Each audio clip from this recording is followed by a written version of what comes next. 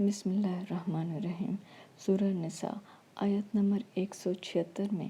اللہ پاک فرماتا ہے، اے پیغمبر صلی اللہ علیہ وآلہ وسلم، لوگ تم سے کلالہ کے بارے میں اللہ کا حکم دریافت کرتے ہیں۔ کہہ دو کہ اللہ کلالہ کے بارے میں یہ حکم دیتا ہے کہ اگر کوئی ایسا مرد مر جائے جس کے اولاد نہ ہو اور نہ ماں باپ اور اس کی بہن ہو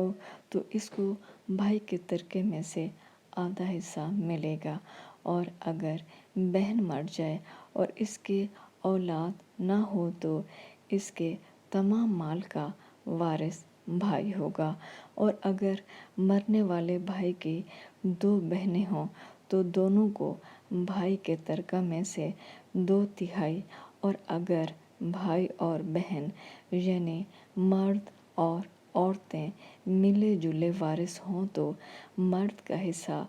2 عورتوں کے حصے کے برابر ہے۔ یہ احکام اللہ تم سے اس لیے بیان فرماتا ہے کہ بھٹکتے نہ پھرو، اور اللہ ہر چیز سے واقف ہے۔